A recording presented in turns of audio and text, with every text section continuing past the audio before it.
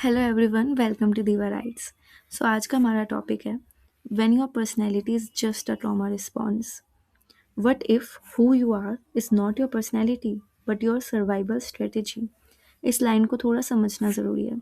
कभी कभी हम जो बन जाते हैं ना, वो हम इसलिए नहीं होते क्योंकि हमें ऐसा बनना पसंद है, बल्कि इसलिए क्योंकि कभी किसी फेज़ में ऐसा बनना ज़रूरी था, सर्वाइव करने के लिए। People think healing is soft, but healing is violent.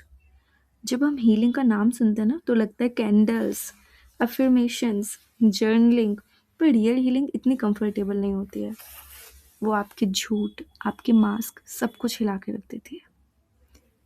सो एक एग्जांपल लेते हैं अनाया का। Everyone called her strong. Anaya को लोग स्ट्रॉन्ग बोलते थे, काम बोलते थे, इंडिपेंडेंट, मैच्योर बोलते थे। पर कोई ये नहीं पूछता था कि स्ट्रॉन्ग बनना उसके लिए चॉइस था या मजबूरी। हर काम वॉजेंट पीस। उसका काम होना पीस नहीं था, वो बस रिएक्ट करना छोड़ चुकी थी, क्योंकि रिएक्ट करना कभी सेफ नहीं रहा। It was emotional suppression. Suppress करना मतलब इमोशंस को ख़त्म हो गए ऐसा नहीं होता, मतलब उन्हें अंदर बांध कर रख दिया हो ऐसा होता है, ताकि सिचुएशन और बिगड़े नहीं। हर इंडिपेंडेंस वॉजन कॉन्फिडेंस। इंडिपेंडेंस कभी कभी पावर होती है, और कभी कभी ये बस एक आदत होती है किसी पे डिपेंड ना करने की, क्योंकि जब किया था तो टूट गए थे। Her perfectionism was fear in disguise. Perfectionism discipline नहीं होता, वो डर होता है, गलत होने का, जज होने का, रिजेक्ट होने का। These were not personality traits, they were survival responses. हम अपनी पर्सनैलिटी को ब्लेम करते रहते हैं, जबकि सच ये है, ये सब डिसीजंस हमने तब लिए थे जब हम सेफ फील नहीं करते थे। The nervous system always chooses safety over comfort. इसलिए कुछ लोग फाइट करते हैं, कुछ लोग चुप हो जाते हैं, और कुछ लोग ओवर अचीव करते हैं। सबका रीज़न एक ही होता है, सेफ रहना। Now, very important thing, healing is a thousand tiny movements of choosing differently than your trauma taught you. Healing कोई 10-15 मिनट की कंसल्टेंसी नहीं होती, या ये कोई एक एडवाइस से ठीक होने वाली चीज़ नहीं होती है। Healing is slow, uncomfortable and deeply internal. Healing अंदर से होती है, वो दिखती है पर महसूस होती है। ऐसा लगता है क्या? नहीं, हीलिंग ऐसी चीज़ है ही नहीं जो दिखे। वो सिर्फ और सिर्फ फील करने वाली चीज़ है। और सबसे पहले तो वो आपको कंफ्यूज करती है कि भाई ये ऐसा हो क्यों रहा है। पता है क्यों?